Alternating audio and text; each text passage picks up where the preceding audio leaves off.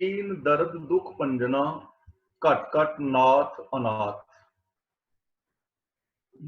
दीन दर्द दुख भंजना का मतलब, दीन का मतलब गरीब, दर्द दुख भंजना का मतलब जो दुखा और दर्दां नूं दूर करने वाला है।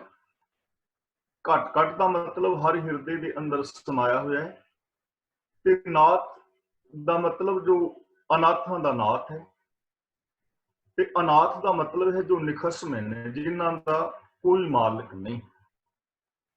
तो गुरु पातशाह जी कहते हैं कि दीना के दर्द ते दुख नाश करने वाले, हे प्रभु, हे शरीर, हे हर शरीर के अंदर व्यापक, हे अनाथां दे नाथ मालक, शरण तुम्हारी आयो नानक के प्रभसाद।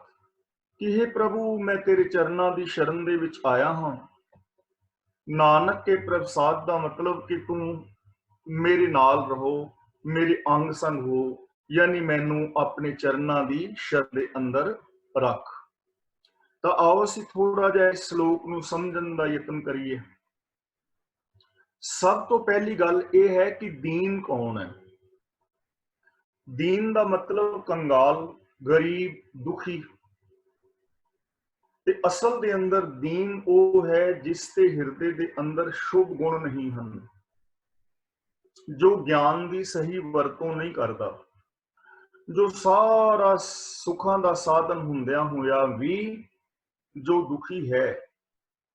यानी अंदर सुखां दे भंडार भरे पे ने, अंदर गुणां दे भंडार भरे पे ने, अंदर अनाथां दा नाथ प्रभु वस रहा है, लेकिन जिसका उहदे नाल संबंध नहीं, वो दीन है।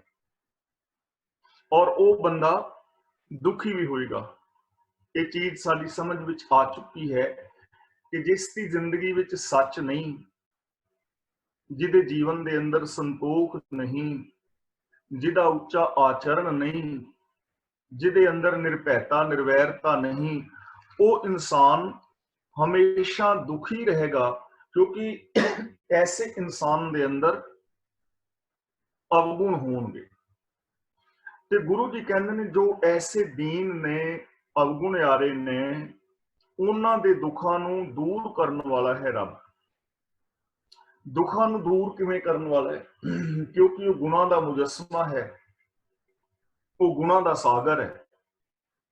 ते जिथे गुण होणगे उत्थे औगण नहीं होणगे, ते जिथे औगण नहीं होणगे उत्थे दुख भी नहीं होणगे। परमेश्वर दिता बन्ना दुख रोग का डेरा पन्ना। जिन्हां दे मन नूं प्रभु ने विकारां वल दौड़न तो रोक दिता, ਉਹਦੇ ਦੁੱਖਾਂ ਦਾ ਡੇਰਾ ਜਿਹੜਾ ਅੰਦਰ ਜੰਮਿਆ ਹੋਇਆ ਸੀ ਉਹ ਵੀ ਨਸ ਜਾਂਦਾ ਹੈ, ਖਤਮ ਹੋ ਜਾਂਦੇ ਨੇ ਦੁੱਖ।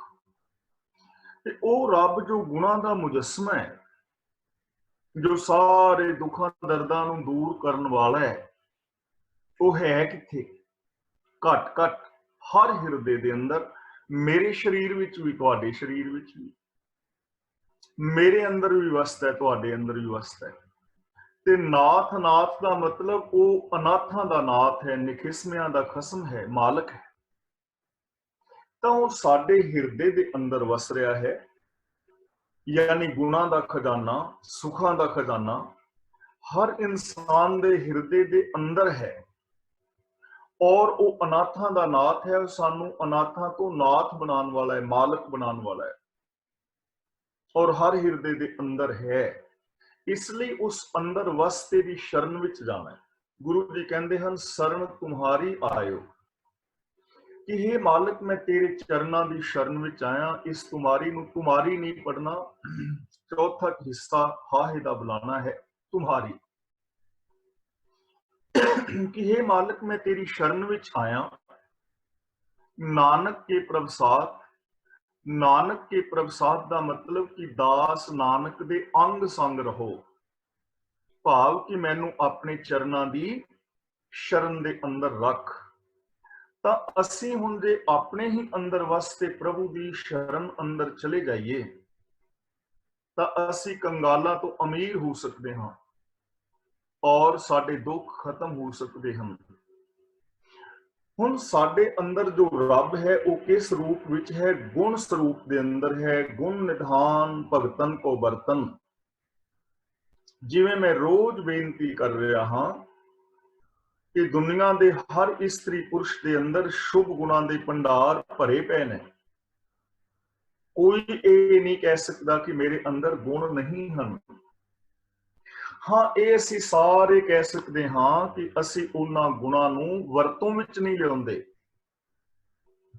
ਤਾਂ ਜੇ ਅਸੀਂ ਆਪਣੀ ਸੁਰਤ ਨੂੰ ਆਪਣੇ ਅੰਦਰ ਵਸਦੇ ਸੱਚ ਨਾਲ, ਦਇਆ ਨਾਲ, ਧਰਮ ਨਾਲ, ਧੀਰਜ ਨਾਲ, ਵਿਲ ਪਾਵਰ ਨਾਲ, ਚੜ੍ਹਦੀ ਕਲਾ ਦੇ ਨਾਲ ਜੋੜ ਲਈਏ ਤਾਂ ਸਾਡੇ ਸਾਰੇ ਦੁੱਖ ਖਤਮ ਹੋ ਸਕਦੇ ਹਨ। ਹਰ ਇੱਕ ਦੇ ਅੰਦਰ ਹੈ ਖੁਸ਼ੀਆਂ ਦਾ ਖਜ਼ਾਨਾ, ਹਰ ਇੱਕ ਦੇ ਅੰਦਰ ਹੈ ਸੁੱਖਾਂ ਦਾ ਖਜ਼ਾਨਾ, ਹਰ ਇੱਕ ਦੇ ਅੰਦਰ ਹੈ ਪ੍ਰਭੂ ਵਸਦਾ।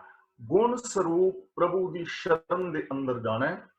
ਦੇਖੋ ਕਿੰਨਾ ਸੌਖਾ ਸਾਧਨ ਹੈ ਕਿ ਹਰ ਮਨੁੱਖ ਆਪਣੇ ਅੰਦਰ ਗੁਣਾਂ ਦਾ ਸਾਗਰ ਲਈ ਫਿਰਦਾ ਹੈ, ਸੁੱਖਾਂ ਦਾ ਸਮੁੰਦਰ ਲਈ ਫਿਰਦਾ ਹੈ, ਪਰ ਫਿਰ ਵੀ ਜੇ ਉਹ ਅੰਦਰ ਵਸਦੇ ਪ੍ਰਭੂ ਨਾਲ, ਅੰਦਰ ਵਸਦੇ ਗੁਣਾਂ ਦੇ ਨਾਲ ਆਪਣਾ ਨਾਤਾ ਔਰ ਸੰਬੰਧ ਨਾ ਬਣਾਏ ਤਾਂ ਇਹ ਉਸਦੀ ਬੇਸਮਝੀ ਔਰ ਅਗਿਆਨਤਾ ਹੋਏਗੀ। ਅਗਲਾ ਬਚਨ ਕਰਦੇ ਹਨ, ਜਿਹੇ ਮਾਤ ਪਿਤਾ ਸੁਤ ਮੀਤ ਨਾ ਭਾਈ, ਕਿ ਜਿੱਥੇ ਮਾਂ, ਪਿਓ, ਪੁੱਤਰ, ਮਿੱਤਰ ਔਰ ਔਲਾਦ ਸਾਡੀ ਸਹਾਇਕ ਨਹੀਂ ਹੁੰਦੀ, ਮਾਤਾ ਪਿਤਾ, ਔਲਾਦ, ਮਿੱਤਰ, ਭਰਾ ਵਗੈਰਾ ਸਾਡੇ ਸਹਾਇਕ ਨਹੀਂ ਹਨ। ਹੁਣ ਦੇਖੋ ਸਾਡੇ ਕੋਲ ਹੁਣ ਸੁੱਖ ਤੇ ਹੈ, ਭੈਣ ਭਰਾ, ਮਾਂ ਬਾਪ, ਇਹ ਤਾਂ ਸਾਰੇ ਹੈ ਨੇ, ਲੇਕਿਨ ਦੁਖੀ ਔਰ ਅਸ਼ਾਂਤ ਹਾਂ, ਚਿੰਤਾਤੁਰ ਹਾਂ। ਮਾਂ ਬਾਪ ਦੇ ਨਾਲ ਰਹਿੰਦੇ, ਪਤੀ ਪਤਨੀ ਇਕੱਠੇ ਰਹਿੰਦੇ, ਭੈਣ ਭਰਾ, ਪਰਿਵਾਰ ਤੇ ਹੈ ਨੇ, ਪਰ ਇਹਨਾਂ ਦੇ ਰਹਿੰਦਿਆਂ ਹੋਇਆਂ ਵੀ ਅਸੀਂ ਦੁਖੀ ਹਾਂ ਤਾਂ ਸਾਨੂੰ ਸੁਖੀ ਕਰਨ ਵਿੱਚ ਸਹਾਇਕ ਨਹੀਂ ਹੋ ਪਾ ਰਹੇ ਨਾ, ਸਾਨੂੰ ਸੁਖੀ ਕਰਨ ਵਿੱਚ ਸਹਾਇਕ ਨਹੀਂ ਹੋ ਪਾ ਰਹੇ। ਤਾਂ ਗੁਰੂ ਜੀ ਕਹਿੰਦੇ ਨੇ, ਜਿੱਥੇ ਆਤਮਿਕ ਜੀਵਨ ਦੇ ਅੰਦਰ ਮਾਂ ਬਾਪ, ਭੈਣ ਭਰਾ ਸਹਾਇਕ ਨਹੀਂ ਹੋਣਗੇ, ਮਨ ਉਹਾਂ ਨਾਮ ਤੇਰੇ ਸੰਗ ਸਹਾਈ, ਕਿ ਇਹ ਮਨਾ, ਉਥੇ ਨਾਮ ਦਾ ਮਤਲਬ ਰੱਬ ਦਾ ਹੁਕਮ, ਰੱਬ ਦੀ ਸਿੱਖ ਸਲਾਹ ਤੇਰੇ ਨਾਲ ਸਹਾਇਕ ਹੋਏਗਾ, ਉਥੇ ਤੇਰੀ ਇਹ ਸਹਾਇਤਾ ਕਰਨ ਵਾਲਾ ਹੈ।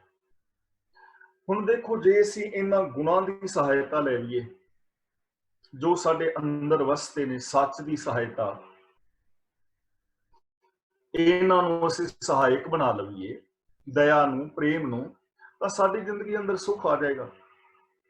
ਸਗੋਂ ਅਸੀਂ ਮਾਂ ਬਾਪ, ਭੈਣ ਭਰਾ ਨੂੰ ਵੀ ਸੁੱਖ ਦੇਵਾਂਗੇ, ਸਗੋਂ ਅਸੀਂ ਇਸ ਸਮਾਜ ਔਰ ਸੰਸਾਰ ਨੂੰ ਵੀ ਸੁਖੀ ਕਰਾਂਗੇ, ਔਰ ਸਾਡੇ ਜੋ ਰਿਸ਼ਤੇ ਨਾਤੇ ਨੇ ਹੋਰ ਗਹਿਰੇ ਔਰ ਪਿਆਰੇ ਹੋ ਜਾਣਗੇ। ਇਹਨਾਂ ਰਿਸ਼ਤਿਆਂ ਦੇ ਅੰਦਰੋਂ ਵੀ ਸੁਖ ਸ਼ਾਂਤੀ ਪੈਦਾ ਹੋਏਗੀ। ਤਾਂ ਗੁਰੂ ਜੀ ਕਹਿੰਦੇ ਹਨ, ਜਿੱਥੇ ਆਤਮਿਕ ਜੀਵਨ ਦੇ ਅੰਦਰ ਮਾਂ ਬਾਪ, ਭੈਣ ਭਰਾ ਆਦਿਕ ਸਹਾਇਕ ਨਹੀਂ ਹਨ, ਉਥੇ ਜੋ ਪ੍ਰਭੂ ਦਾ ਹੁਕਮ ਹੈ, ਯਾਨੀ ਜੋ ਰੱਬ ਦੀ ਸਿਫਤ ਸਲਾਹ ਹੈ, ਰੱਬੀ ਗੁਣ ਨੇ, ਅੰਦਰ ਵਸਦਾ ਪ੍ਰਭੂ, ਉਹ ਤੇਰੇ ਸਹਾਇਕ ਬਣੇਗਾ। ਹੁਣ ਦੇਖੋ, ਫਾਰ ਐਗਜ਼ਾਮਪਲ, ਮੈਂ ਇੱਥੇ ਇੰਗਲੈਂਡ ਤੁਹਾਡੇ ਕੋਲ ਬੈਠਾ ਹਾਂ, ਮੇਰਾ ਪਰਿਵਾਰ ਇੰਡੀਆ ਹੈ, ਤੇ ਹੁਣ ਉਹ ਇੱਥੇ ਮੇਰੀ ਸਹਾਇਤਾ ਨਹੀਂ ਨਾ ਕਰ ਸਕਦੇ, ਤਾਂ ਇੱਥੇ ਮੇਰੇ ਸਹਾਇਕ ਕੌਣ ਹੋਣਗੇ? ਗੁਣ। ਜੇ ਮੈਂ ਰੱਬੀ ਹੁਕਮ ਵਿੱਚ ਤੁਰਦਾ ਹਾਂ, ਰੱਬੀ ਗੁਣਾਂ ਦੀ ਵਰਤੋਂ ਕਰਦਾ ਹਾਂ, ਤਾਂ ਇਹ ਮੈਨੂੰ ਸੁੱਖ ਦੇਣ ਦੇ ਅੰਦਰ ਸਹਾਇਕ ਨੇ, ਜਿੱਥੇ ਵੀ ਮੈਂ ਜਾਵਾਂਗਾ ਮੇਰੇ ਨਾਲ।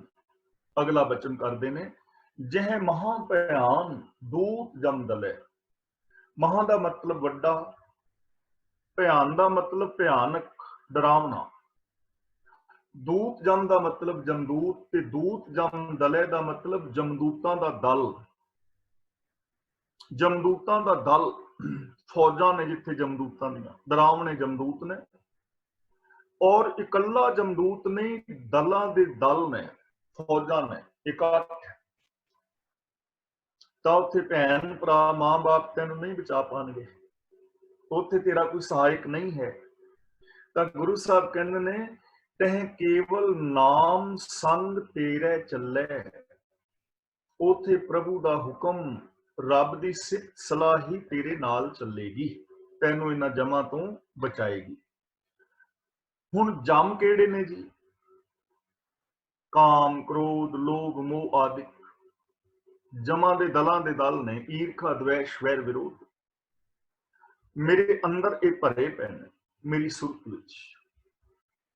ਤੇ ਜੋ ਮੈਂ ਅੰਦਰ ਭਰੀ ਬੈਠਾ, ਈਰਖਾ, ਦਵੇਸ਼, ਵੈਰ, ਵਿਰੋਧ, ਹੁਣ ਇਹਦੇ ਤੋਂ ਮੈਨੂੰ ਕੌਣ ਛੁਡਾਏ?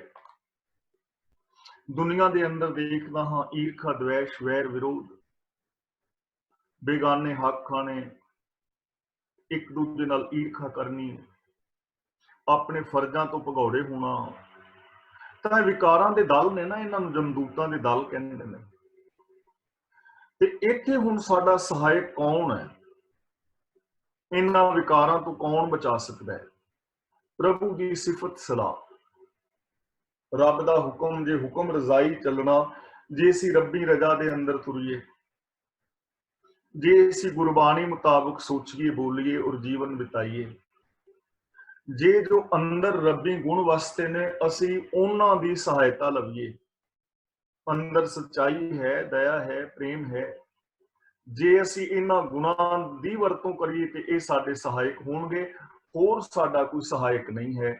ਹੁਣ ਸਾਡੇ ਤੇ ਡਿਪੈਂਡ ਕਰੇਗਾ ਕਿ ਮੈਂ ਸਹਾਇਤਾ ਦੁਸ਼ਮਣਾਂ ਦੀ ਲੈਣੀ ਹੈ ਜਾਂ ਮਿੱਤਰਾਂ ਦੀ। ਜਿਹੜੇ ਸ਼ੁਭ ਗੁਣ ਨੇ ਉਹ ਮੇਰੇ ਮਿੱਤਰ ਨੇ, ਜਿਹੜੇ ਪਾਪ ਵਿਕਾਰ ਨੇ ਉਹ ਦੁਸ਼ਮਣ ਨੇ। ਦੁਸ਼ਮਣ ਮੈਨੂੰ ਆਤਮਕ ਮੌਤ ਦੇਣਗੇ ਤੇ ਮਿੱਤਰ ਮੈਨੂੰ ਆਤਮਕ ਜੀਵਨ ਦੇਣਗੇ। ਦੁਸ਼ਮਣ ਮੈਨੂੰ ਦੁੱਖ ਦੇਣਗੇ ਤੇ ਜੋ ਮਿੱਤਰ ਨੇ ਉਹ ਮੈਨੂੰ ਸੁੱਖ ਦੇਣਗੇ। ਡਿਪੈਂਡ ਮੇਰੇ ਤੇ ਕਰਦਾ ਹੈ ਕਿ ਮੈਂ ਸਹਾਇਤਾ ਕਿਸ ਦੀ ਲੈਣੀ ਹੈ। ਤਾਂ ਗੁਰੂ ਪਾਤਸ਼ਾਹ ਜੀ ਕਹਿੰਦੇ ਨੇ, ਪਿਆਰਿਆ, ਜਿੱਥੇ ਮਹਾਨ ਵਿਕਾਰ ਨੇ, ਵਿਕਾਰਾਂ ਦੇ ਦਲ ਨੇ, ਉੱਥੇ ਪ੍ਰਭੂ ਦੇ ਗੁਣ, ਪ੍ਰਭੂ ਦੀ ਸਿਫਤ ਸਲਾਹ, ਰੱਬ ਦੀ ਰਜ਼ਾ ਤੇਰੇ ਨਾਲ ਚੱਲੇਗੀ। ਸਿਰਫ ਔਰ ਸਿਰਫ ਨਾਮ, ਸੱਚ, ਰੱਬ ਦਾ ਹੁਕਮ, ਇਹ ਤੇਰਾ ਸਾਥ ਦੇ ਸਕਦੇ ਨੇ ਇਹਨਾਂ ਵਿਕਾਰਾਂ ਤੋਂ ਬਚਾਉਣ। ਜਹ ਮੁਸ਼ਕਲ ਹੋਵੇ ਅਤ ਭਾਰੀ, ਜਿੱਥੇ ਜ਼ਿੰਦਗੀ ਦੇ ਅੰਦਰ ਬੜੀ ਭਾਰੀ ਔਂਕੜ ਬਣ ਜਾਏ, ਜੀਵਨ ਦੇ ਅੰਦਰ ਕੋਈ ਭਾਰੀ ਔਂਕੜ ਬਣ ਜਾਏ, ਕੋਈ ਮੁਸੀਬਤ ਆ ਜਾਏ, ਜੀਵਨ ਦੇ ਅੰਦਰ ਕੋਈ ਵੀ ਮੁਸੀਬਤ ਆ ਜਾਂਦੀ ਹੈ, ਪਰਿਵਾਰ ਵਿੱਚ ਕਲ ਕਲੇਸ਼ ਪੈ ਜਾਂਦਾ ਹੈ, ਕਿਤੇ ਵਪਾਰ ਕਰਨਾ ਹੈ ਜਾਂ ਕੁਝ ਹੋਰ ਜੀਵਨ ਦਾ ਕੋਈ ਫੈਸਲਾ ਲੈਣਾ ਹੈ। ਕਈ ਵਾਰ ਸਾਨੂੰ ਅਰਜੈਂਟ ਫੈਸਲੇ ਲੈਣੇ ਪੈਂਦੇ ਨੇ, ਬੜੀ ਮੁਸ਼ਕਲ ਆ ਬਣਦੀ ਹੈ। ਕਿਸੇ ਦੀ ਅਸੀਂ ਸਲਾਹ ਲੈਣ ਜੋਗਾ ਸਮਾਂ ਵੀ ਕਈ ਵਾਰ ਨਹੀਂ ਹੁੰਦਾ, ਤੇ ਸਾਡਾ ਲਿਆ ਹੋਇਆ ਫੈਸਲਾ ਸਾਡੇ ਜੀਵਨ ਨੂੰ ਤਬਾਹ ਵੀ ਕਰ ਸਕਦਾ ਹੈ, ਔਰ ਸਾਡਾ ਲਿਆ ਹੋਇਆ ਫੈਸਲਾ ਸਾਡੇ ਜੀਵਨ ਨੂੰ ਆਬਾਦ ਵੀ ਕਰ ਸਕਦਾ ਹੈ। ਤਾਂ ਗੁਰੂ ਜੀ ਕਹਿੰਦੇ ਹਨ, ਜਿੱਥੇ ਐਸੀ ਮੁਸ਼ਕਲਾਤ ਆਵਣ ਹੈ, ਹਰ ਕੋ ਨਾਮ ਖਿਨ ਮਾਹੇ ਉਧਾਰੀ। ਹਰ ਕੋ ਨਾਮ ਦਾ ਮਤਲਬ ਜੋ ਰੱਬ ਦਾ ਹੁਕਮ ਹੈ, ਇੱਕ ਪਲ ਦੇ ਅੰਦਰ ਤੇਰਾ ਉਧਾਰ ਕਰੇਗਾ ਜੇ ਤੂੰ ਰੱਬ ਦੀ ਰਜ਼ਾ ਨੂੰ, ਲਾ ਆਫ ਨੇਚਰ ਨੂੰ, ਕੁਦਰਤ ਨੂੰ, ਨਿਯਮਾਂ ਨੂੰ ਸਮਝ ਲਵੇਂ, ਸੱਚ ਨੂੰ ਸਮਝ ਲਵੇਂ। ਤਾਂ ਸੱਚ ਜਿਹੜਾ ਹੈ, ਰੱਬ ਦੇ ਨਾਮ ਜੋ ਹੈ, ਰੱਬ ਦਾ ਜੋ ਗੁਣ ਨੇ, ਜੋ ਰੱਬ ਦਾ ਬਣਾਇਆ ਸਿਸਟਮ ਹੈ, ਇੱਕ ਪਲ ਦੇ ਅੰਦਰ ਤੈਨੂੰ ਔਖਿਆਈ ਤੋਂ ਬਚਾ ਲਵੇਗਾ। ਕਿਉਂਕਿ ਹਰ ਚੀਜ਼ ਦੀ ਰਿਕੁਆਇਰਮੈਂਟ ਨਾ, ਦੁੱਖਾਂ ਤੋਂ ਬਚਣ ਦੀ ਰਿਕੁਆਇਰਮੈਂਟ ਹੈ। ਕੁਝ ਨੇਮ ਨਿਯਮ ਨੇ, ਤੇ ਜਦੋਂ ਅਸੀਂ ਸੱਚ ਦੇ ਆਧਾਰ ਤੇ ਫੈਸਲਾ ਕਰਾਂਗੇ ਤਾਂ ਅਸੀਂ ਉਹਨਾਂ ਮੁਸ਼ਕਲਾਤਾਂ ਦੇ ਵਿੱਚੋਂ ਬਚ ਜਾਵਾਂਗੇ। 2 ਮਿੰਟ ਵਾਸਤੇ ਹੁਣ ਕੋਈ ਚੀਜ਼ ਕਿਸੇ ਦੀ ਗਿਰੀ ਹੈ ਤੇ ਮੈਂ ਫੈਸਲਾ ਲੈਣਾ ਕਿ ਇਹ ਚੀਜ਼ ਇਸ ਨੂੰ ਦਿਆਂ ਕਿ ਨਾ ਦਿਆਂ, ਤਾਂ ਜਦੋਂ ਮੈਂ ਸੱਚ ਨੂੰ ਅਪਣਾਵਾਂਗਾ ਤਾਂ ਫੈਸਲਾ ਇਹ ਹੀ ਲਵਾਂਗਾ ਕਿ ਮੇਰਾ ਕੋਈ ਹੱਕ ਨਹੀਂ ਬਣਦਾ ਇਸ ਦੀ ਚੀਜ਼ ਰੱਖਣ ਦਾ, ਮੈਂ ਇਸ ਨੂੰ ਦੇ ਦਿਆਂ।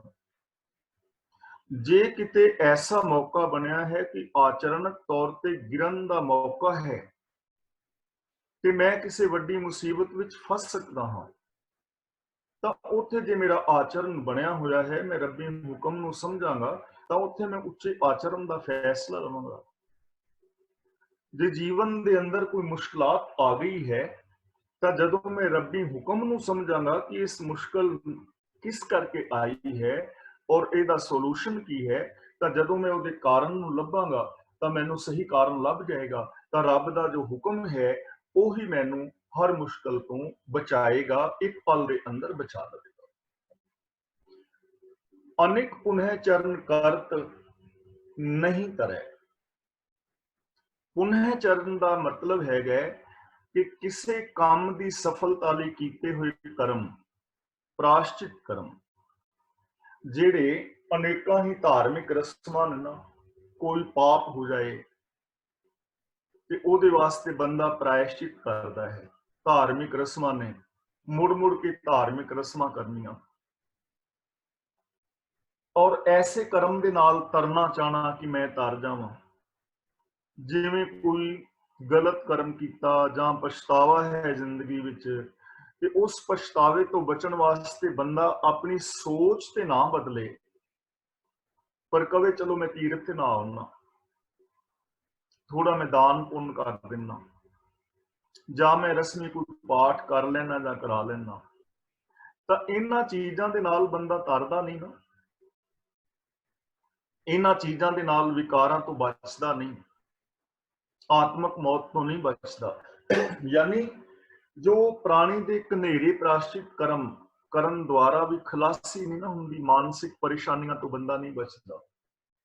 ਅਨੇਕਾਂ ਧਾਰਮਿਕ ਰਸਮਾਂ ਕਰਕੇ ਵੀ ਮਨੁੱਖ ਪਾਪਾਂ ਤੋਂ ਨਹੀਂ ਬਚਦਾ। ਤਾਂ ਉਹਦੇ ਤੋਂ ਬਚਣ ਲਈ ਗੁਰਦੇਵ ਪਾਤਸ਼ਾਹ ਕਹਿੰਦੇ ਨੇ, ਹਰ ਕੋ ਨਾਮ ਕੋਟ ਪਾਪ ਪਰ ਹਰੈ। ਜੋ ਪ੍ਰਭੂ ਦਾ ਨਾਮ ਹੈ, ਜੋ ਰੱਬ ਦਾ ਹੁਕਮ, ਜੇ ਅਸੀਂ ਹੁਕਮ ਰਜ਼ਾਈ ਚੱਲਣਾ ਸਿੱਖ ਲਵੀਏ, ਜੇ ਅਸੀਂ ਸੱਚ ਨੂੰ ਅਪਣਾ ਲਵੀਏ, ਪ੍ਰਭੂ ਦੀ ਸਿਫਤ ਸਲਾਹ ਕਰੀਏ, ਉਹਦੇ ਗੁਣਾਂ ਦੇ ਧਾਰਨੀ ਹੋ ਜਾਵੀਏ, ਤਾਂ ਕੋਟ ਪਾਪ ਪਰ ਹਰੈ, ਕਰੋੜਾਂ ਪਾਪ ਦੂਰ ਹੋ ਜਾਣਗੇ, ਇੱਕ ਪਲ ਵਿੱਚ ਹੋ ਜਾਣਗੇ। ਇੱਕ ਪਲ ਵਿੱਚ ਕਿਵੇਂ ਹੋ ਜਾਣਗੇ? ਦੇਖੋ, ਸੱਚ ਨੂੰ ਅਪਣਾ ਲਓ ਮਨ ਵਚਨ ਕਰਮ ਕਰਕੇ। ਜਦੋਂ ਅਸੀਂ ਸੱਚ ਦੇ ਧਾਰਨੀ ਹੁੰਦੇ ਹਾਂ, ਉਦੋਂ ਸਾਡੀ ਸੋਚ ਦੇ ਅੰਦਰ ਕੋਈ ਪਾਪ ਨਹੀਂ ਹੁੰਦਾ। ਤੇ ਜੇ ਅਸੀਂ ਉਸ ਸੋਚ ਨੂੰ, ਉਹਨਾਂ ਗੁਣਾਂ ਨੂੰ ਸਦਾ ਵਾਸਤੇ ਆਪਣੀ ਮੈਂਟੈਲਿਟੀ ਦੇ ਅੰਦਰ ਵਸਾ ਲਈਏ, ਤੇ ਅਸੀਂ ਸਦਾ ਵਾਸਤੇ ਪਾਪਾਂ ਤੋਂ ਮੁਕਤ ਹੋ ਜਾਵਾਂਗੇ।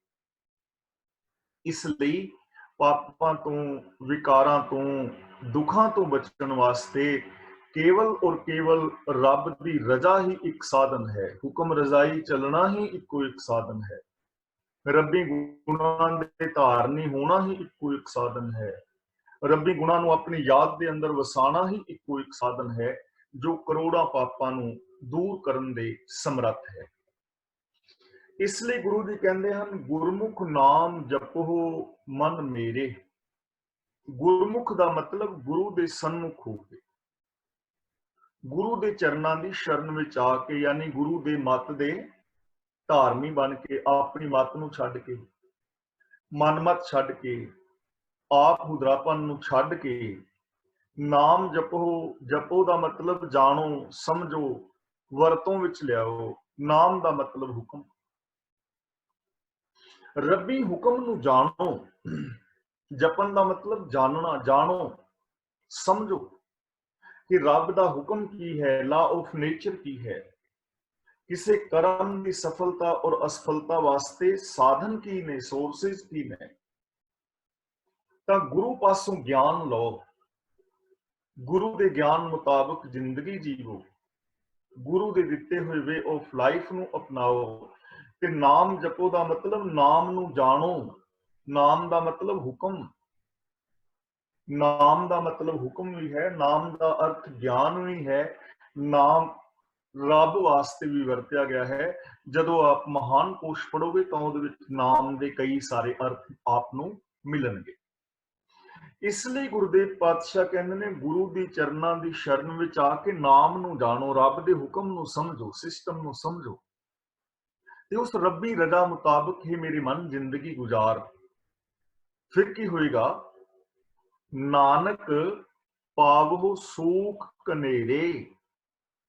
ਤਾਂ ਗੁਰੂ ਜੀ ਕਹਿੰਦੇ ਨੇ, ਨਾਮ ਦੀ ਬਰਕਤ ਨਾਲ, ਰੱਬੀ ਗੁਣਾਂ ਦੀ ਬਰਕਤ ਨਾਲ, ਰੱਬ ਦੀ ਰਜ਼ਾ ਦੀ ਬਰਕਤ ਦੇ ਨਾਲ, ਪਾਵੋ ਸੁਖ ਕਨੇਰੇ ਦਾ ਮਤਲਬ ਹੈ ਮੇਰੇ ਮਨਾਂ ਤੋਂ ਬਹੁਤ ਸੁਖ ਪਾਏਗਾ। ਕਨੇਰੇ ਦਾ ਮਤਲਬ ਅਨੰਤ ਸੁਖ ਮਾਣੇਗਾ, ਜਿਸ ਦਾ ਕੋਈ ਅੰਤ ਹੀ ਨਹੀਂ ਹੈ। ਅਨੰਤ ਸੁਖ ਤੂੰ ਮਾਣੇਗਾ ਜੇ ਤੂੰ ਪ੍ਰਭੂ ਦੇ ਨਾਮ ਨੂੰ ਸਮਝ ਲਵੇਂ, ਰੱਬ ਦੀ ਰਜ਼ਾ ਨੂੰ ਸਮਝ ਲਵੇਂ, ਰੱਬੀ ਰਜ਼ਾ ਮੁਤਾਬਕ ਜ਼ਿੰਦਗੀ ਜੀਵੇਂ। ਗੁਰੂ ਦੇ ਚਰਨਾਂ ਦੀ ਸ਼ਰਨ ਵਿੱਚ ਆ ਕੇ ਤੂੰ ਗੁਰੂ ਤੋਂ ਗਿਆਨ ਲਵੇਂ, ਗੁਰੂ ਦੇ ਦਿੱਤੇ ਵੇ ਆਫ ਲਾਈਫ ਨੂੰ ਅਪਣਾਵੇਂ ਔਰ ਰੱਬ ਦੇ ਗੁਣਾਂ ਨੂੰ ਅਪਣਾ ਲਵੇਂ, ਤਾਂ ਤੇਰੀ ਜ਼ਿੰਦਗੀ ਦੇ ਅੰਦਰ ਅਨੰਤ ਸੁੱਖ ਪੈਦਾ ਹੋ ਜਾਣਾ। ਕਿੰਨਾ ਸੌਖਾ ਸਾਧਨ ਗੁਰੂ ਜੀ ਸਾਨੂੰ ਸਮਝਾ ਰਹੇ ਨੇ। ਅਸੀਂ ਆਪ ਹੁਦਰਾਪਨ ਛੱਡਣਾ ਹੈ, ਗੁਰਮਤ ਆਸ਼ੇ ਅਨੁਸਾਰ, ਗੁਰਬਾਣੀ ਅਨੁਸਾਰ ਜ਼ਿੰਦਗੀ ਜੀਣੀ ਹੈ। ਅਸੀਂ ਰੱਬੀ ਗੁਣਾਂ ਦੇ ਧਾਰਨੀ ਹੋਣਾ ਹੈ, ਰੱਬ ਦੀ ਰਜ਼ਾ ਦੇ ਅੰਦਰ ਤੁਰਨਾ ਹੈ। ਤੇ ਰੱਬ ਦੀ ਰਜ਼ਾ ਵਿੱਚ ਤੁਰਨ ਨਾਲ ਅਸੀਂ ਸਚਿਆਰ ਹੋ ਜਾਣਾ ਹੈ, ਤੇ ਸਚਿਆਰ ਖੁਦ ਰੱਬ ਹੈ। ਅਸੀਂ ਰੱਬ ਦਾ ਰੂਪ ਹੋ ਸਕਦੇ ਹਾਂ। ਸਾਡੀ ਜ਼ਿੰਦਗੀ ਦੇ ਅੰਦਰ ਇਹ ਸੁਖ ਸ਼ਾਂਤੀ ਆ ਸਕਦੀ ਹੈ, ਪੋਸੀਬਿਲਿਟੀ ਹੈ, ਪਰ ਆਏਗੀ ਤਾਂ ਜੇ ਅਸੀਂ ਆਪਣੀ ਸੋਚ ਨੂੰ ਚੇਂਜ ਕਰਾਂਗੇ, ਜੇ ਇਹਨਾਂ ਚੀਜ਼ਾਂ ਤੇ ਅਮਲ ਕਰਾਂਗੇ। ਅਗਲਾ ਬਚਨ ਗੁਰਦੇਵ ਜੀ ਕਰਦੇ ਹਨ, ਸਗਲ ਸ੍ਰਿਸ਼ਟ ਕੋ ਰਾਜਾ ਦੁਖੀਆ। ਜੇ ਕੋਈ ਬੰਦਾ ਸਾਰੀ ਸ੍ਰਿਸ਼ਟੀ ਦਾ ਰਾਜਾ ਵੀ ਬਣ ਜਾਏ, ਪਰ ਉਹ ਵੀ ਦੁਖੀ ਹੋ ਸਕਦਾ ਹੈ, ਰਾਜਾ ਵੀ ਦੁਖੀ ਹੋ ਸਕਦਾ ਹੈ। ਅਸੀਂ ਗੁਰਬਾਣੀ ਨੂੰ ਜਦੋਂ ਪੜ੍ਹਦੇ ਹਾਂ ਜਾਂ ਇਸ ਸੰਸਾਰ ਨੂੰ ਦੇਖਦੇ ਹਾਂ ਗੁਰਬਾਣੀ ਮੁਤਾਬਕ, ਤਾਂ ਬੜੇ ਵੱਡੇ ਵੱਡੇ ਲੋਕ ਤੁਹਾਨੂੰ ਦੁਖੀ ਨਜ਼ਰੀ ਪੈਣਗੇ। ਮੇਰੇ ਵਰਗਾ ਬੰਦਾ ਤੇ ਦੁਖੀ ਹੈ ਹੀ, ਜਿਹਦੇ ਕੋਲ ਮਕਾਨ ਨਹੀਂ, ਪਾਉਣ ਲਈ ਕੱਪੜਾ ਨਹੀਂ, ਖਾਣ ਲਈ ਭੋਜਨ ਨਹੀਂ, ਜਿਹਦੀਆਂ ਰੋਟੀ ਕੱਪੜੇ ਮਕਾਨ ਦੀਆਂ ਲੋੜਾਂ ਵੀ ਪੂਰੀਆਂ ਨਹੀਂ ਹੋ ਰਹੀਆਂ, ਉਹ ਤੇ ਦੁਖੀ ਹੈ। ਸਮਝ ਆਉਂਦਾ ਹੈ ਕਿ ਦੁਖੀ ਹੈ। ਪਰ ਇੱਥੇ ਤਾਂ ਬੜੇ ਬੜੇ ਅਮੀਰ ਲੋਕ ਦੁਖੀ ਨੇ।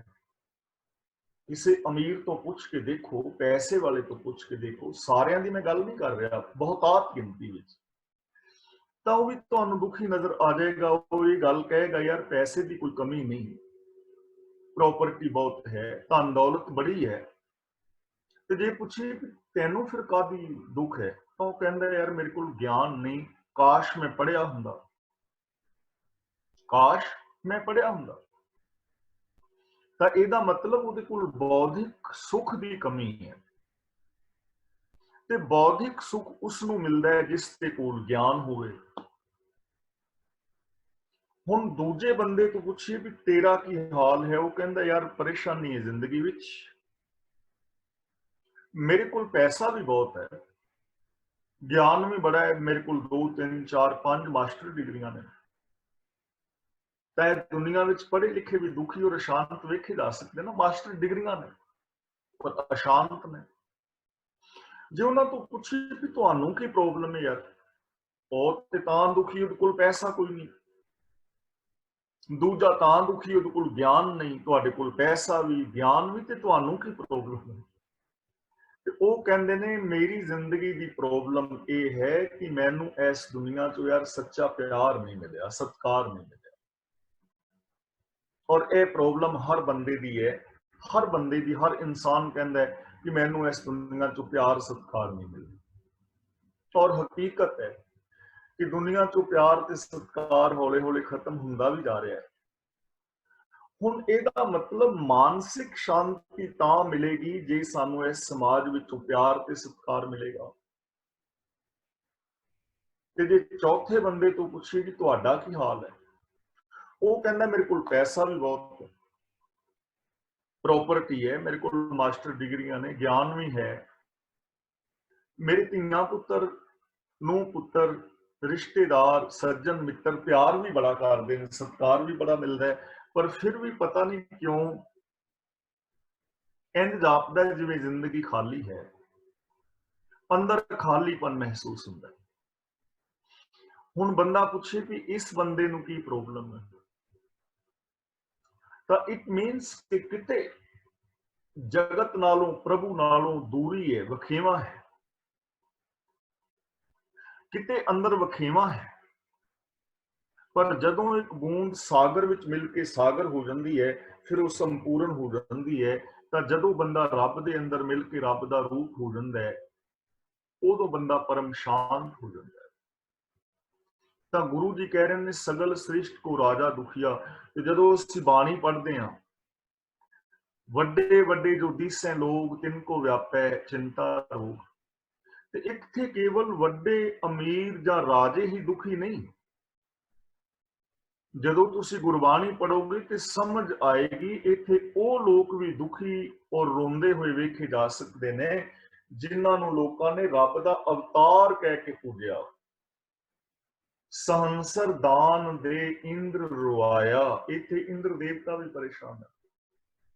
परशुराम रोवे घर आया, अजय सो रोवे भीख्या खाए, ऐसी दरगाह मिले सजाए, रोवे राम निकाला पहया, सीता लक्ष्मण विछुड़ गया, रोवे दह सिर लंक गवाए, जिन सीता आंदी दौरू वाए, रोवे पांडव पै मरूर, जिनके स्वामी रहत हदूर।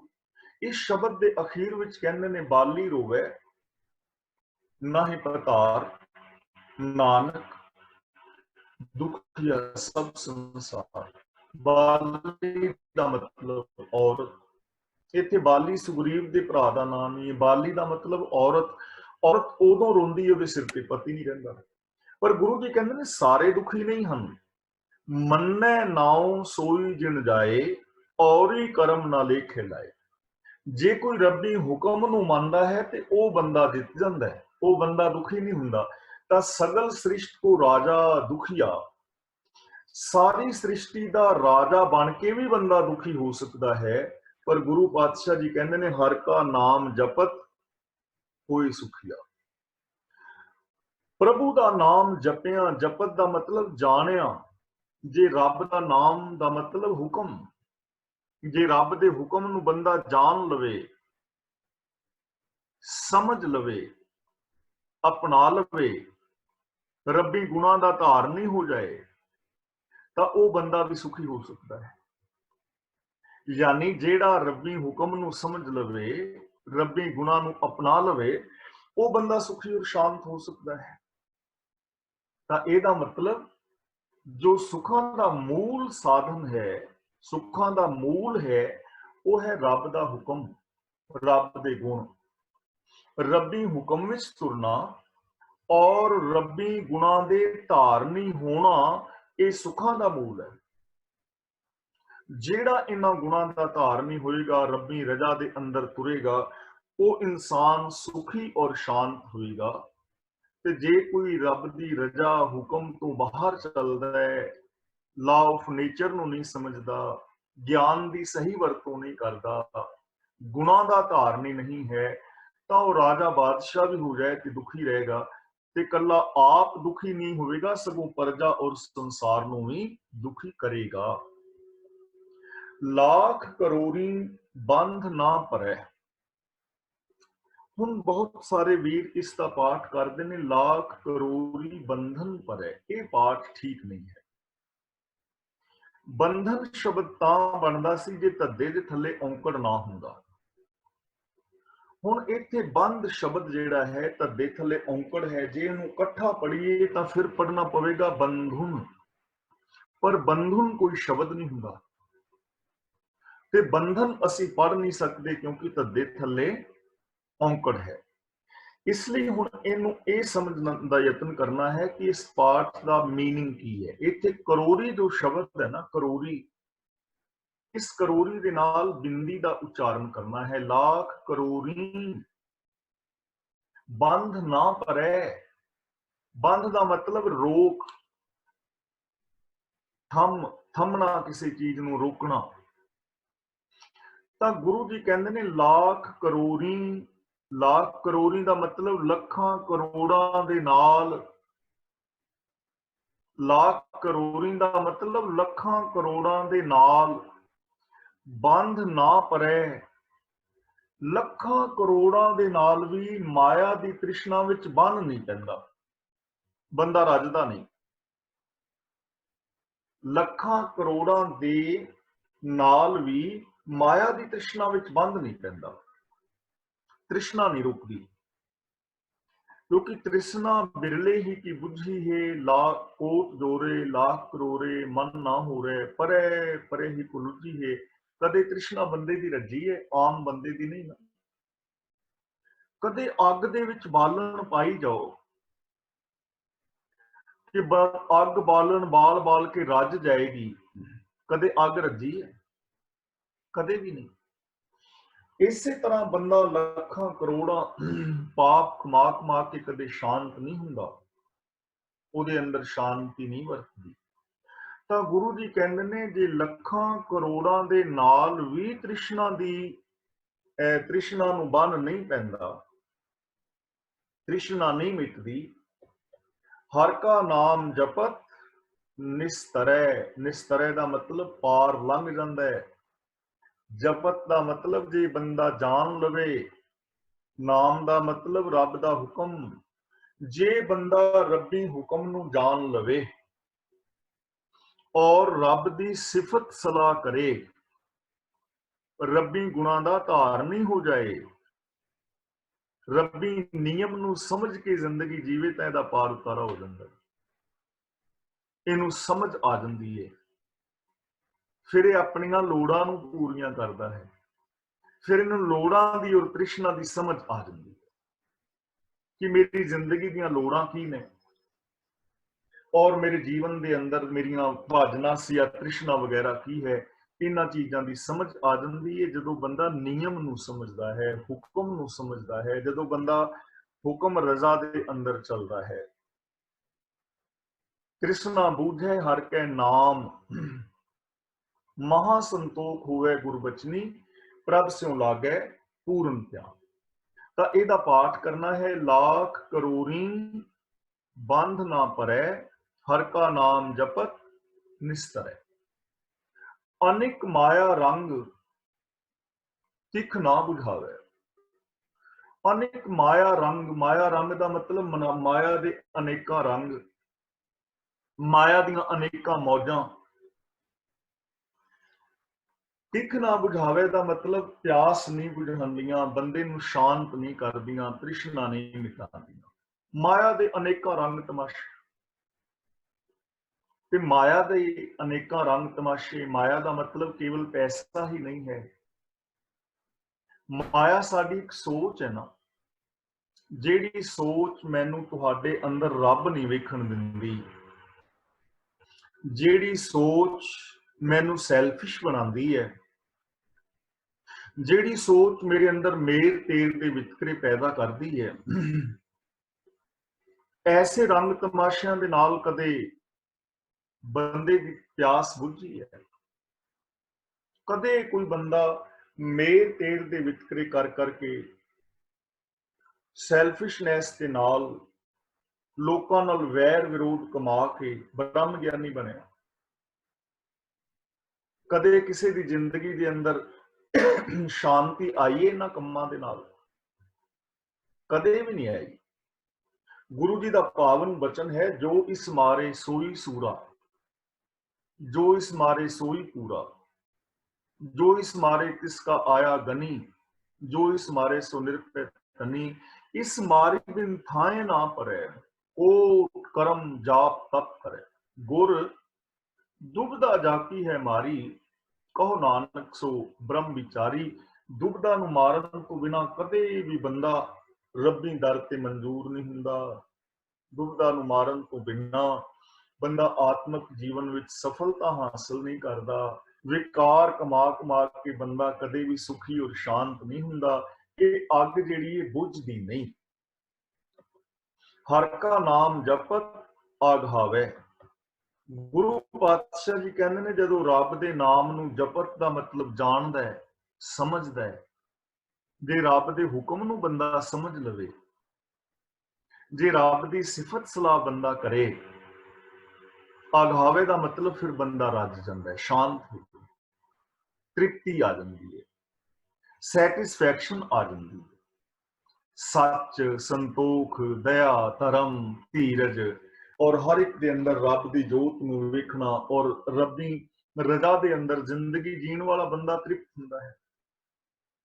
ਉਹਨੂੰ ਸਮਝ ਪੈ ਜਾਂਦੀ ਹੈ ਕਿ ਨੇਮ ਤੋਂ ਬਾਹਰ, ਰਜ਼ਾ ਤੋਂ ਬਾਹਰ ਕੁਝ ਨਹੀਂ ਹੋ ਸਕਦਾ। ਜਿਹਨੂੰ ਇਸ ਚੀਜ਼ ਦੀ ਸਮਝ ਆ ਗਈ ਔਰ ਜਿਸ ਨੇ ਇਸ ਚੀਜ਼ ਨੂੰ ਅਪਣਾ ਲਿਆ, ਅਸਲ ਦੇ ਅੰਦਰ ਉਹ ਬੰਦਾ ਸ਼ਾਂਤ ਹੋ ਜਾਏਗਾ, ਉਹ ਬੰਦਾ ਤ੍ਰਿਪਤ ਹੋ ਜਾਏਗਾ। ਇਹਦਾ ਮਤਲਬ ਇਹ ਨਹੀਂ ਕਿ ਉਹ ਕੰਮ ਨਹੀਂ ਕਰੇਗਾ, ਇਹਦਾ ਮਤਲਬ ਇਹ ਨਹੀਂ ਕਿ ਉਹ ਵਿਕਾਸ ਨਹੀਂ ਕਰੇਗਾ। ਉਹ ਉਦਮ ਕਰੇਗਾ, ਦੂਜਿਆਂ ਨਾਲੋਂ ਜ਼ਿਆਦਾ ਉਦਮ ਕਰੇਗਾ। ਦੂਜਿਆਂ ਨਾਲੋਂ ਜ਼ਿਆਦਾ ਕੰਮ ਕਰੇਗਾ, ਲੇਕਿਨ ਸ਼ਾਂਤ ਹੋਏਗਾ, ਕਿਉਂਕਿ ਉਸ ਨੂੰ ਨਿਯਮ ਦਾ ਪਤਾ ਹੈ ਕਿ ਹਰ ਚੀਜ਼ ਨੇਮ ਦੇ ਅੰਦਰ ਹੋਣੀ ਹੈ, ਨਿਯਮ ਤੋਂ ਬਾਹਰ। ਜਿਹੇ ਮਾਰਗ ਇਹ ਜਾਤ ਇਕੇਲਾ, ਜਿਨ੍ਹਾਂ ਰਾਹਾਂ ਵਿੱਚ ਬੰਦਾ ਇਕੱਲਾ ਜਾਂਦਾ ਹੈ। ਹੁਣ ਇਕੱਲਾ ਜਾਣ ਦਾ ਮਤਲਬ ਕਿ ਜ਼ਿੰਦਗੀ ਦੇ ਜਿਨ੍ਹਾਂ ਝਮੇਲਿਆਂ ਦੇ ਵਿੱਚ ਇਸ ਚਿੰਤਾਤੁਰ ਜੀਵ ਦੀ ਕੋਈ ਸਹਾਇਤਾ ਨਹੀਂ ਕਰਦਾ। ਦੇਖੋ, ਸਾਡੇ ਕੋਲ ਭੈਣ ਭਰਾ, ਰਿਸ਼ਤੇਦਾਰ, ਸੱਜਣ ਮਿੱਤਰ ਕਿੰਨੇ ਸਾਰੇ ਲੋਕ ਹੈ ਨੇ, ਅਸੀਂ ਇਕੱਲੇ ਤਾਂ ਨਹੀਂ ਹਾਂ। ਸਾਡੇ ਆਂਢ ਗੁਆਂਢ ਵਿੱਚ ਘਰ ਨੇ, ਜਿੱਥੇ ਅਸੀਂ ਜੌਬ ਕਰਦੇ ਹਾਂ ਉੱਥੇ ਸਾਡੇ ਸੰਗੀ ਸਾਥੀ ਨੇ, ਗੁਰਦੁਆਰਾ ਸਾਹਿਬ ਜਾਂਦੇ ਹਾਂ ਤਾਂ ਉੱਥੇ ਸੰਗਤਾਂ ਨੇ, ਅਸੀਂ ਕਲਾਸ ਵਿੱਚ ਬੈਠੇ ਹਾਂ ਤੇ ਕਿੰਨੇ ਸਾਰੇ ਭੈਣ ਭਰਾ ਬੈਠੇ ਹਾਂ, ਘਰ ਵਿੱਚ ਅਸੀਂ ਜਾਂਦੇ ਹਾਂ ਤਾਂ ਉੱਥੇ ਸਾਡੇ ਮਾਤਾ ਪਿਤਾ ਨੇ। ਇਕੱਲਾ ਤਾਂ ਬੰਦਾ ਨਹੀਂ ਹੈ ਨਾ। ਹੁਣ ਜੇ ਮਾਰਗੇ ਜਾਤ ਇਕੇਲਾ ਦਾ ਮਤਲਬ ਕਿ ਜਿੱਥੇ ਜ਼ਿੰਦਗੀ ਦੇ ਝਮੇਲਿਆਂ ਦੇ ਵਿੱਚ ਚਿੰਤਾਤੁਰ ਹੈ, ਇਕੱਲਾਪਨ ਮਹਿਸੂਸ ਕਰ ਰਿਹਾ ਹੈ, ਇਹਦੀ ਕੋਈ ਸਹਾਇਤਾ ਨਹੀਂ ਕਰ ਰਿਹਾ, ਇਹਦਾ ਕੋਈ ਸਹਾਇਕ ਨਹੀਂ, ਇਹਨੂੰ ਚਿੰਤਾ ਚੋਂ, ਡਿਪਰੈਸ਼ਨ ਚੋਂ ਕੱਢਣ ਵਾਲਾ ਕੋਈ ਨਹੀਂ, ਤਾਂ ਗੁਰੂ ਪਾਤਸ਼ਾਹ ਜੀ ਕਹਿੰਦੇ ਨੇ, ਤਹਿ ਹਰ ਨਾਮ ਸੰਗ ਹੋਤ ਸੁਹੇਲਾ। ਸੁਹੇਲਾ ਦਾ ਮਤਲਬ ਸੁਖ ਦੇਣ ਵਾਲਾ, ਹਰ ਨਾਮ ਦਾ ਮਤਲਬ ਰੱਬ ਦਾ ਹੁਕਮ, ਰੱਬ ਦੀ ਸਿੱਖ ਸਲਾਹ। ਉਥੇ ਰੱਬ ਦਾ ਜੋ ਹੁਕਮ ਹੈ, ਸੰਸਾਰ ਦਾ ਜੋ ਕੁਦਰਤ ਦੇ ਨਿਯਮ ਨੇ, ਜੋ ਰੱਬ ਦੇ ਗੁਣ ਨੇ, ਉਹ ਇਹਨੂੰ ਸੁਖ ਦੇਣ ਵਾਲੇ ਬਣ ਜਾਂਦੇ ਨੇ, ਉਹ ਇਹਦੇ ਸਾਥੀ ਹੋ ਜਾਂਦੇ ਨੇ। ਦੇਖੋ, ਜਿੱਥੇ ਮੈਂ ਦੁਖੀ ਔਰ ਅਸ਼ਾਂਤ ਹਾਂ, ਤੇ ਦੁਖੀ ਔਰ ਅਸ਼ਾਂਤ ਕਿਉਂ ਹਾਂ? ਕਿਉਂਕਿ ਮੇਰੇ ਜੀਵਨ ਦੇ ਅੰਦਰ ਕਿਸੇ ਪ੍ਰਤੀ ਈਰਖਾ ਹੈ ਜਾਂ ਨਫ਼ਰਤ ਹੈ। ਤੇ ਜੇ ਮੈਂ ਰੱਬੀ ਗੁਣਾਂ ਦਾ ਧਾਰਨੀ ਹੋ ਜਾ, ਆਪਣੇ ਅੰਦਰ ਪ੍ਰੇਮ ਵਸਾ ਲਵਾਂ, ਸੱਚ ਵਸਾ ਲਵਾਂ, ਤਾਂ ਨਫ਼ਰਤ ਖਤਮ ਹੋ ਜਾਏਗੀ, ਝੂਠ ਖਤਮ ਹੋ ਜਾਏਗਾ। ਜੇ ਮੈਂ ਕਿਸੇ ਗੱਲ ਤੋਂ ਪਰੇਸ਼ਾਨ ਹਾਂ ਕਿ ਮੇਰੀ ਤਰੱਕੀ ਨਹੀਂ ਹੋ ਰਹੀ, ਮੇਰੇ ਜੀਵਨ ਦੇ ਅੰਦਰ ਮੈਂ ਪਿੱਛੇ ਪੈ ਰਿਹਾ ਹਾਂ ਜਾਂ ਕੁਛ, ਤੇ ਜੇ ਮੈਂ ਰੱਬ ਦੇ ਹੁਕਮ ਨੂੰ ਸਮਝ ਲਵਾਂ, ਮੈਨੂੰ ਸਿਸਟਮ ਦੀ ਸਮਝ ਆ ਜਾਏ ਕਿ ਕਾਮਯਾਬੀ ਵਾਸਤੇ ਤਾਂ ਇਹ ਰਿਕੁਆਇਰਮੈਂਟ ਹੈ, ਤੇ ਮੈਂ ਇਹਨੂੰ ਪੂਰੀ ਨਹੀਂ ਕਰ ਰਿਹਾ, ਜੇ ਮੈਨੂੰ ਪੂਰੀ ਕਰਾਂਗਾ ਤੇ ਮੈਂ ਵੀ ਕਾਮਯਾਬ ਹੋ ਜਾਵਾਂਗਾ, ਤਾਂ ਮੇਰੀ ਚਿੰਤਾ ਖਤਮ ਹੋ ਜਾਏਗੀ ਨਾ। ਮੈਨੂੰ ਆਪਣੇ ਫੇਲਿਅਰ ਹੋਣ ਦਾ ਕਾਰਨ ਦਾ ਪਤਾ ਲੱਗ ਜਾਏਗਾ ਕਿ ਰੀਜਨ। ਜੇ ਮੈਨੂੰ ਲੋਕ ਪਿਆਰ ਨਹੀਂ ਕਰਦੇ, ਯਾਰ ਮੈਨੂੰ ਲੋਕਾਂ ਤੋਂ ਸਤਿਕਾਰ ਨਹੀਂ ਮਿਲਦਾ, ਮੈਂ ਮਾਨਸਿਕ ਤੌਰ ਤੇ ਮੰਨ ਲਓ ਪਰੇਸ਼ਾਨ ਹਾਂ, ਤੇ ਜੇ ਮੈਂ ਰੱਬੀ ਹੁਕਮ ਨੂੰ ਸਮਝਾਂ, ਸਿਸਟਮ ਨੂੰ ਸਮਝਾਂ ਕਿ ਯਾਰ ਪਿਆਰ ਤਾਂ ਉਹਨਾਂ ਨੂੰ ਮਿਲਦਾ ਹੈ ਜੋ ਕਿਸੇ ਦੀ ਸਹਾਇਤਾ ਕਰਦੇ ਨੇ, ਜੋ ਕਿਸੇ ਦੇ ਨਾਲ ਪਿਆਰ ਕਰਦੇ ਨੇ, ਜਿਨ੍ਹਾਂ ਦੀ ਜ਼ਿੰਦਗੀ ਚੰਗੀ ਹੈ, ਜੋ ਕਿਸੇ ਦੇ ਸੁੱਖ ਦੁੱਖ ਵਿੱਚ ਸ਼ਾਮਲ ਹੁੰਦੇ ਨੇ। ਮੈਂ ਕਦੇ ਕਿਸੇ ਦੇ ਸੁੱਖ ਦੁੱਖ ਵਿੱਚ ਸ਼ਾਮਲ ਨਹੀਂ ਹੋਇਆ, ਮੈਂ ਕਿਸੇ ਕਦੇ ਕੋਲੋਂ ਲੰਘਦੇ ਭੈਣ ਭਰਾ ਨੂੰ ਫਤਿਹ ਨਹੀਂ ਬੁਲਾਈ, ਮੈਂ ਕਦੇ ਕਿਸੇ ਵੱਲ ਮੁਸਕਰਾ ਕੇ ਵੇਖਿਆ ਨਹੀਂ। ਜੇ ਕੋਈ ਮੈਨੂੰ ਫਤਿਹ ਬੁਲਾਏ ਤੇ ਮੈਂ ਆਕੜ ਨਾਲ ਉਹਦਾ ਵੀ ਜਵਾਬ ਨਹੀਂ ਦਿੱਤਾ, ਤੇ ਮੈਨੂੰ ਪ੍ਰੇਮ ਕਿੱਥੋਂ ਮਿਲਣਾ? ਸਮਝ ਆ ਗਈ ਨਾ? ਤੇ ਜਦੋਂ ਮੈਂ ਇਸ ਰੱਬੀ ਹੁਕਮ ਨੂੰ, ਸਿਸਟਮ ਨੂੰ ਸਮਝ ਕੇ ਇਹਨੂੰ ਫੋਲੋ ਕਰਾਂਗਾ, ਤਾਂ ਇਹ ਮੈਨੂੰ ਸੁੱਖ ਦੇਣ ਵਾਲਾ ਬਣੇਗਾ। ਫਿਰ ਮੈਂ ਤੁਹਾਨੂੰ ਫਤਿਹ ਬੁਲਾਵਾਂਗਾ, ਫਿਰ ਮੈਂ ਤੁਹਾਡਾ ਹਾਲ ਚਾਲ ਪੁੱਛਾਂਗਾ, ਫਿਰ ਤੁਹਾਡੇ ਮੈਂ ਦੁੱਖ ਸੁੱਖ ਦੇ ਅੰਦਰ ਸ਼ਾਮਲ ਹੋਵਾਂਗਾ, ਤਾਂ ਮੈਨੂੰ ਮਾਣ ਆਦਰ ਮਿਲੇਗਾ, ਮੈਨੂੰ ਵੀ ਪਿਆਰ ਮਿਲੇਗਾ, ਸਤਿਕਾਰ ਮਿਲੇਗਾ। ਮੈਨੂੰ ਚਿੰਤਾ ਦਾ ਪਤਾ ਲੱਗ ਜਾਏਗਾ ਕਿ ਮੇਰੀ ਚਿੰਤਾ ਦੇ ਇਹ ਕਾਰਨ ਨੇ, ਤਾਂ ਮੈਂ ਉਹਨਾਂ ਕਾਰਨਾਂ ਨੂੰ ਦੂਰ ਕਰ ਦਿਆਂਗਾ ਕਿ ਮੈਂ ਐਵੇਂ ਵਿਅਰਥ ਦੇ ਵਿੱਚ ਚਿੰਤਾ ਕਰ ਰਿਹਾ ਹਾਂ। ਜੋ ਮੈਂ ਨੈਗੇਟਿਵ ਸੋਚਦਾ ਹਾਂ, ਮੈਂ ਪੋਜ਼ਿਟਿਵ ਸੋਚਣਾ ਸ਼ੁਰੂ ਕਰ ਦਿਆਂਗਾ, ਜ਼ੋਰ ਤੇ ਉਨਾ ਹੀ ਲੱਗਣਾ ਸੋਚਣ ਤੇ, ਤਾਂ ਮੇਰੀ ਜਿਹੜੀ ਨੈਗੇਟਿਵਿਟੀ ਉਹ ਖਤਮ ਹੋ ਜਾਏਗੀ। ਮੈਂ ਇਨਫੀਰੀਓਰਿਟੀ ਕੰਪਲੈਕਸ ਦਾ ਸ਼ਿਕਾਰ ਹੋ ਗਿਆ ਤਾਂ ਮੈਂ ਸਵਾਭਿਮਾਨੀ ਬਣਾਂਗਾ। ਜੇ ਮੈਂ ਸੁਪਰੀਓਰਿਟੀ ਕੰਪਲੈਕਸ ਦਾ ਸ਼ਿਕਾਰ ਹੋ ਗਿਆ ਤਾਂ ਫਿਰ ਮੈਂ ਆਪਣੇ ਆਪ ਨੂੰ ਨੀਵਾਂ ਲਿਆਉਣ ਦਾ ਯਤਨ ਕਰਾਂਗਾ, ਤਾਂ ਹਰ ਕਾ ਨਾਮ ਸੁਹੇਲਾ ਹੋ ਜਾਏਗਾ, ਸੌਖਾ ਦੇਣ ਵਾਲਾ, ਕਰਨ ਵਾਲਾ। ਉੱਥੇ ਜੋ ਪ੍ਰਭੂ ਦਾ ਨਾਮ ਹੈ, ਇਹਦੇ ਨਾਲ ਸੁਖ ਦੇਣ ਵਾਲਾ ਹੁੰਦਾ ਹੈ।